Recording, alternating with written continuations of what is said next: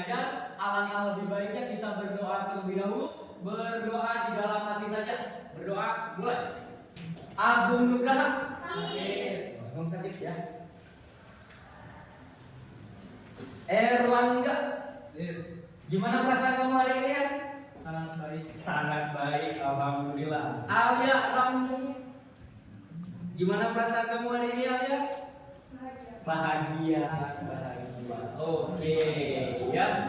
Ternyata kelas ini alhamdulillah semuanya sangat bahagia ya, rata-ratanya. Ada juga yang ngantuk, yang lapar ya. Tetapi kalian itu harus benar-benar bersyukur ya, karena banyak sekali orang-orang yang menginginkan seperti kalian, menginginkan duduk di jenjang pendidikan ya. Lanjut. Untuk pertemuan sekarang kita akan membahas tentang konsep agama Hindu dan Buddha dan proses masuknya ke Indonesia ya. Nah, di sini ada tujuan pembelajarannya. Tujuan pembelajarannya peserta didik memahami konsep Hindu, Buddha dan proses masuknya ke Indonesia ya, secara beriman dan bertakwa kepada Tuhan Yang Maha Esa, kritik dan kreatif ya. Nah, itu untuk tujuan pembelajarannya. Adapun di tujuan pembelajaran tersebut, nah nanti Bapak akan lihat kriteria tercapainya kalian untuk asesmen. Ya, ada dua, ada asesmen formatif, ada asesmen sumatif. Ya, kalau asesmen formatif, Bapak nanti akan melihat kalian nanti akan dibagi menjadi beberapa kelompok ya. Penampilan kalian nanti Bapak akan nilai, yaitu untuk asesmen formatifnya. Kalau untuk asesmen sumatifnya nanti ada lembar kerja ya, di akhir Bapak akan bagikan untuk kalian ya, kalian isi. Nah, tempat beribadah ya, di sini ada 5 tempat beribadah. Ada yang tahu yang pertama itu apa? Tempat beribadah agama apa itu? Tempat beribadah kita ya, masih. Yang kedua? Gereja. Tempat beribadah agama? Yang ketiga? Ayo, yang ketiga apa ayo? Pura ya, pura itu tempat beribadah agama apa ya? Agama Hindu ya. Ada pertanyaan pemantik nih ya. Menurut kalian sebenarnya apa sih perbedaan agama Hindu dan agama Buddha? Ada yang tahu? Kalau yang tahu silakan ajukan tangannya. Gimana Waj? Hindu memakai kasa, kalau Buddha tidak. Iya, keren ya Pak Wajah. Kalau di agama Hindu itu ada kasta, kalau di agama Buddha tidak ada kasta. Terus bagaimana kedua agama tersebut bisa masuk ke Indonesia? Gimana sih? Ada yang tahu nggak? Nah, ya menurut Rizky kain yang ganteng ini jalur perdagangan ya. Terus apa lagi? Adanya teori-teori masuknya agama Hindu Buddha ya. Yang pertama ada teori Brahmana, Ksatria, Waisa. Terus balik hebat nih ya. Hebat kelas 10-2. Nah, sebelum Bapak membagi kalian ke dalam kelompok, ada tontonan nih untuk kalian ya. Cermat dengan baik-baik. Adapun pertanyaan yang ingin kalian tanyakan ya, nanti setelah beres tontonan video tersebut ya. Halo insan ceria Indonesia, apa kabar nih? Semoga senantiasa sehat selalu ya. Kita berjumpa kembali di channel belajar Ari Bernapas ya. Pada pertemuan sebelumnya kita telah membahas materi tentang lahirnya agama Hindu dan Buddha di India. Nah, untuk pertemuan kali ini kita lanjutkan kembali materi yang masih ada sangkut pautnya dengan sejarah kedua agama langsung terjadilah proses penyebaran agama dan kebudayaan Hindu yang mereka bawa dari India tadi. Namun ternyata teori ini dianggap sangat lemah sebab sampai sekarang belum ada yang berhasil menemukan bukti tertulis. Oke, ya dari tontonan tersebut Bapak yakin banyak sekali pertanyaan yang ada di benak kalian ya tentang proses masuknya agama Hindu-Buddha ke Indonesia. Supaya tujuan pembelajaran kali ini tercapai ya, Bapak akan membagi kalian ke dalam 7 kelompok ya. Tiap kelompok nanti akan mengeksplor tentang proses masuknya agama Hindu-Buddha ya, baik menggunakan buku sejarah ataupun menggunakan link yang nanti Bapak akan share ya. Jadi kalian cari tahu tentang proses masuknya agama Hindu-Buddha ke Indonesia. Dan tugas kalian setelah nanti kalian mengeksplor, mencari tentang proses masuknya agama Hindu-Buddha, kalian itu boleh menampilkan baik itu PowerPoint, infografi, video, audio, ataupun karya tulis ya yang nanti kalian akan presentasikan ya. Ketika ada kelompok yang presentasi, Bapak harapkan kelompok yang lain mendengarkan apa yang disampaikan oleh kelompok yang sedang presentasi. Adapun hal yang tidak dimengerti boleh kalian tanyakan nanti kepada kelompok yang nanti presentasi ya. Oke, Bapak langsung saja akan membagi kelompoknya ya. Yang pertama Anissa, Ardela, Zipana, Robi, dan Nasir ya, itu untuk kelompok 1. Untuk kelompok 2 Alia, Priandini, Raya, Fajar, Narda, dan Azkil ya, itu untuk kelompok 2. Kelompok di sini ada pertanyaan pemandu ya, biar kalian menjelajahi tentang proses masuknya Hindu-Buddha tidak melebar kemana-mana ya. Boleh kalian cari tahu faktor-faktor apa saja ya yang menyebabkan agama Hindu-Buddha masuk ke Indonesia ya. Terus perubahan apa yang dirasakan oleh Indonesia setelah masuknya agama Hindu-Buddha ke Indonesia ya. Silakan ya, kalian cari.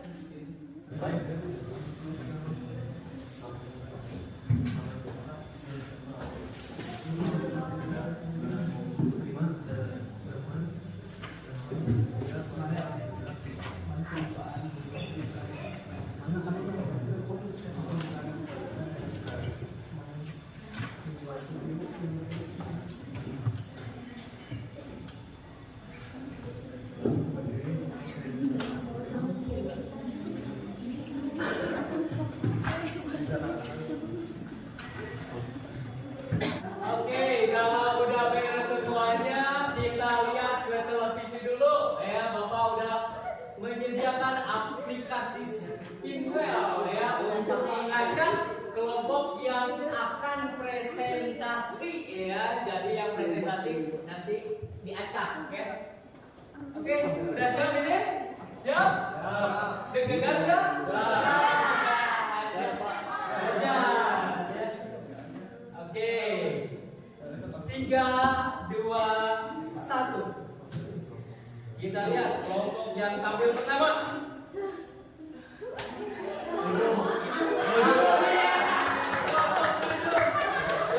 Selamat untuk kelompok hijau. Oke, kawan-kawan, untuk kelompok yang lainnya menyaksikan presentasi kelompok 7 ya. Kepada kelompok 7, Bapak persilakan. Assalamualaikum warahmatullahi wabarakatuh. Waalaikumsalam.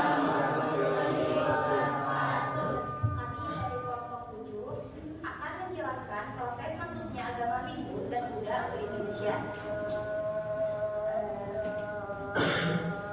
Untuk mempersingkat waktu, saya serahkan kepada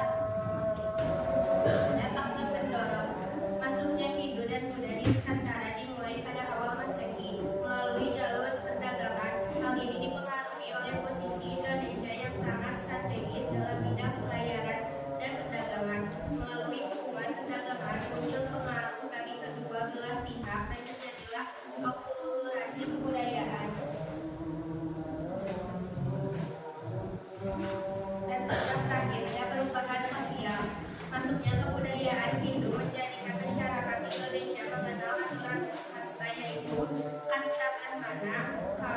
pendeta, dan para sarjana, kasta ksatria, para prajurit penjabat dan bangsawan, kasta waisya, pedagang, petani, pemilik tanah dan prajurit, kasta sudra, rakyat jelata, dan pekerja kasar.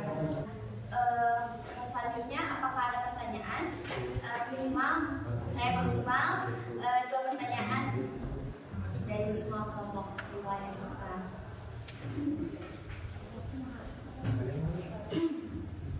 Ya. Selamat, nama saya Kalisa dari kelompok 5. Saya mau bertanya ke kalian, kekurangan dari masing-masing teori yang kalian sebutkan tadi apa? Maksudnya apa gitu kekurangan dari teori yang kalian sebutkan tadi? Maksudnya, saya jawab pertanyaannya tadi tentang kekurangan dari masing-masing teori kedatangan Hindu Buddha. Maksudnya agama Hindu dan Buddha ke Indonesia merupakan peristiwa penting yang telah mengubah peradaban bangsa Indonesia. Namun proses masuknya agama dan kebudayaan Hindu Buddha di Indonesia masih menjadi perdebatan di kalangan para ahli sejarah khususnya. Hal ini dikarenakan kekurangan dari teori Brahmana adalah tidak adanya bukti yang menunjukkan bahwa kaum Brahmana pernah diundang oleh penguasa di Indonesia. Pertama itu, lalu teori kesatria.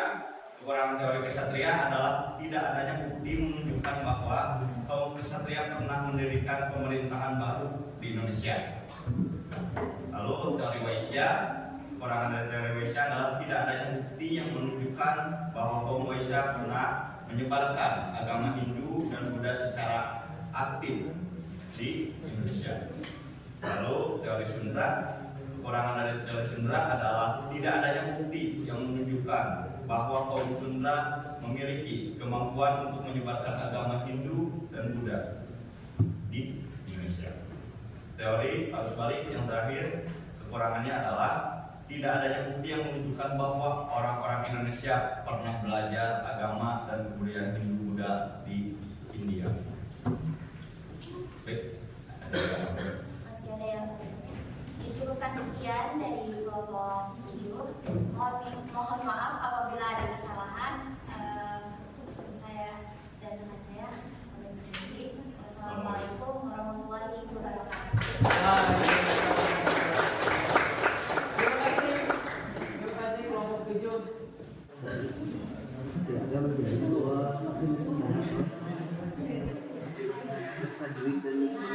Iya, kelompok 5. Tangan kelompok 5. Silakan kelompok 5 untuk maju ke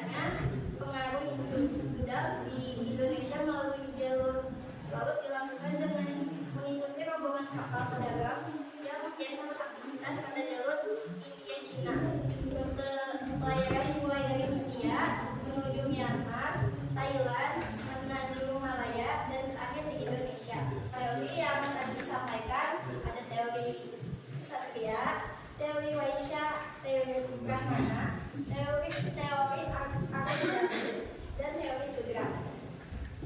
Adapun faktor pendorong yang sudah kami sampaikan dan perubahan-perubahan yang terjadi karena masuknya agama Hindu-Buddha ke Nusantara. Teori menangkapnya menurut kelompok kami, teori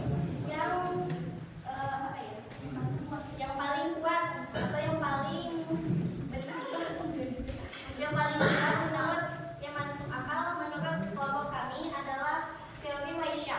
Karena teori Waisya ini kan perdagangan yang masuk ke Indonesia lalu disebarkan melalui interaksi, pernikahan, dan lain-lain. Adapun kelemahannya yang tadi kita sampaikan menurut kita bisa ditentang dengan cara kan berdagang itu sifatnya menyebar. Jadi bisa saja para pedagang yang datang dari India berdagang ke kerajaan-kerajaan atau ke pedalaman. Karena di pedalaman juga pasti membutuhkan barang perdagangan. Jadi sehingga terjadi interaksi di pemukiman itu. Ya, jadi bisa saja. Jadi si agama Hindu tidak tersebar hanya di posisi ke pedalaman juga bisa tersebar. Dan salah gambar ataupun salah materi. Kami meminta undur diri. Wassalamualaikum warahmatullahi wabarakatuh. Ya, oke, kelompok 1 Anissa, Angela, bagaimana pemberian nasib? Assalamualaikum warahmatullahi wabarakatuh. Waalaikumsalam warahmatullahi wabarakatuh. Selamat siang semuanya. Ya. Pada bapak yang saya hormati dan teman-teman yang saya cintai dan saya banggakan. Perkenalkan saya Angela Kasati sebagai kontaktor dan rekan saya Anissa Nuraini Azam Mujamil Azam juga Nurul Isya sebagai penyaji materi. Kami dari kelompok 1 kelas 10 akan mempresentasikan hasil belajar kami tentang sejarah masuknya Hindu-Buddha.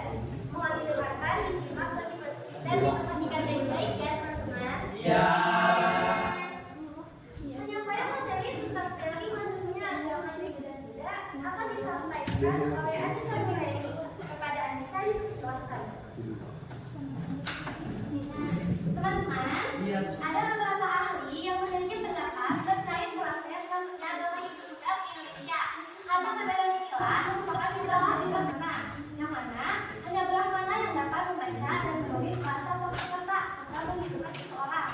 Namun, teori Brahmana ini mempunyai kelemahan karena terdapat aturan bahwa para pendeta tidak boleh menyeberang lautan dan meninggalkan tanah airnya. Baiklah, jika tidak ada yang bertanya, demikianlah presentasi dari kami. Semoga apa yang kami sampaikan dapat bermanfaat bagi kita semua. Mohon maaf jika ada kesalahan atau kekurangan kata. Presentasi saya tutup. Wassalamualaikum warahmatullahi wabarakatuh. Waalaikumsalam.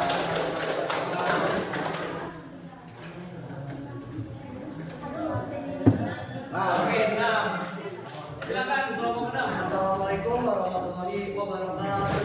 Waalaikumsalam warahmatullahi wabarakatuh. Berdirinya kami di sini, kami akan berprestasi bukan berekspektasi karena ekspektasi yang tinggi akan menimbulkan sakit hati. Baik, perkenalkan nama saya Elanda, saya di sini sebagai moderator. Nah, di sini kami akan membahas tentang masuknya agama Hindu-Buddha ke Nusantara. Untuk penjelasan pertama adalah saudara poin. Teori yang menurut kami paling kuat adalah teori Brahmana. Karena hal ini disebabkan karena kasta teori Brahmana tidak diperbolehkan untuk menggunakan agama Hindu. Semua aktivitas pengajaran hanya boleh dilakukan oleh teori Brahmana. Cukupkan sekian, mohon maaf bila ada kekurangannya. Wabillahi taufiq wal hidayah. Wassalamualaikum warahmatullahi Waalaikumsalam wabarakatuh. warahmatullahi wabarakatuh. Kembali lagi. Oke, kelompok 2. Assalamualaikum warahmatullahi wabarakatuh. Waalaikumsalam warahmatullahi wabarakatuh. Selamat siang kepada kepada Bapak Eki dan selamat siang kepada teman-teman seperjuangan yang saya banggakan. Nama saya Ajikil. Saya sebagai moderator yang akan mengatur acara sampai akhir. Mari kita buka acara ini dengan pembacaan bismillah bersama-sama. Selanjutnya ada faktor penyebab masuknya agama Hindu Buddha yang akan dipresentasikan oleh Alia. Faktor penyebab masuknya agama Hindu Buddha yang pertama yaitu karena posisi atau letak Indonesia yang strategis. Dikatakan strategis yaitu karena berada pada jalur perdagangan laut antara Cina dan India. Yang kedua, karena kesuburan tanah Indonesia. Kesuburan tanah menghasilkan hasil bumi yang melimpah, yang selanjutnya menjadi bahan dagangan bagi para pedagang yang singgah di Indonesia. Yang pertama ada seni bangunan atau arsitektur. Bangunan-bangunan yang dibangun pada kerajaan Hindu Buddha biasanya berbentuk candi. Setiap bangunan candi yang memiliki corak Hindu Buddha mempunyai fungsi yang berbeda-beda. Ada bangunan candi yang berfungsi untuk tempat beribadah, yaitu candi dengan bercorak Buddha yang berfungsi sebagai pemakaman dan tempat pemandian suci. Dan yang kedua ada seni rupa dan ukir. Lukisan tertua yang ada di Indonesia terletak di dinding gua di Kabupaten Maros, Sulawesi Selatan. Dan bahkan lukisan yang berada di Kabupaten Maros sudah berusia lebih dari 38 sampai 40 tahun. Selain memberikan pengaruh pada seni rupa, Hindu Buddha juga memberikan pengaruh terhadap seni ukir, patung, relief, dan makara. Bentuk dari seni rupa Hindu Buddha selalu berkembang pada zamannya, sehingga sangat banyak sekali motif-motifnya. Contohnya, yang pertama ada patung dengan bentuk trimatra, yang kedua ada relief yang umumnya menjelaskan cerita-cerita yang berasal dari kitab suci atau karya sastra, dan yang ketiga ada makara. Kesimpulannya yaitu bahwa hubungan dagang antara Indonesia dan India merupakan suatu faktor dalam proses masuknya pengaruh budaya India. Hubungan dagang telah menyebabkan terjadinya proses tersebut. Akan tetapi, proses Hinduisasi sendiri adalah sesuatu yang terpisah dari proses perdagangan. Akibat proses ini terjadi perubahan dalam birokrasi pemerintahan. Sekian presentasi dari kelompok kami. Assalamualaikum warahmatullahi wabarakatuh. Kalian barusan sudah mempresentasikan tentang teori masuknya agama Hindu Buddha ke Indonesia. Untuk teori masuknya jelas banyak sekali teori masuknya. Ada teori Brahmana, Satria, Waisya, sudah. Hindu Buddha bagi Indonesia sendiri ya banyak sekali pengaruhnya. Yang pertama di bidang seni bangunan yang terdapat banyak candi di Indonesia. Ada 2 candi yang terkenal. Candi apakah itu? Borobudur dan Prambanan. Terus ada juga aksara dan sastra ya. Aksara dan sastra. Selanjutnya sistem pemerintahan yang dulunya tidak mengenal sistem kerajaan, setelah masuknya agama Hindu Buddha mengenal yang disebut dengan sistem kerajaan. Terus yang itu sistemnya apa tuh Pak? Dulu itu dipegang oleh kepala suku, ya kepala suku. Ya, terus kalau di perdagangan di Indonesia sendiri mulai mengenal mata uang. Ya sebelum masuk Hindu Buddha ke Indonesia, sebelumnya gimana sih perdagangannya? Barter. Ya ada yang disebut dengan barter. Terus ada juga kalender ya, yaitu kalender Saka. Terus sistem kepercayaan ya. Sebelum adanya agama Hindu Buddha, masyarakat Indonesia zaman dulu itu beragama apa ya? Animisme dan Hinduisme ya. Terus lanjut masuk agama Hindu Buddha. Ya sangat luar biasa. Nah, di sini Bapak ada lembar pekerjaan untuk kalian ya. Biar Bapak tahu kalian itu sudah benar-benar memahami atau belum ya. Ya.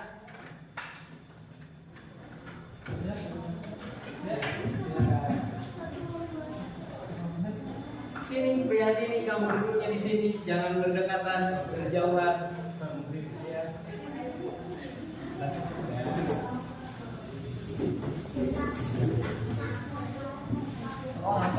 Kalau yang udah ngerjakan, boleh kalian masuk ke Mentimeter yang mau merefleksikan pembelajaran hari ini ya.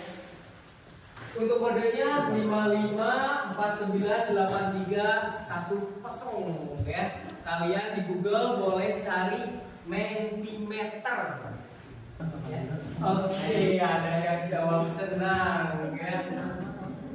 55498310. Duduk yang ganteng, duduk yang cantik dulu sekarang ya. Sekarang rapikan dulu kursi dan bangkunya. Yuk. Jangan duduknya bergelombang, sekarang duduk seperti biasa ya. Waktu pelajarannya sudah habis. Untuk pertemuan sekarang Bapak cukupkan sekian. Dan untuk pertemuan minggu depan kita mulai mengenali tentang kerajaan-kerajaan yang berbasis agama Hindu-Buddha di Indonesia ya. Untuk pertemuan sekarang Bapak cukupkan sekian. Mohon maaf bila ada salah kata. Assalamualaikum warahmatullahi wabarakatuh.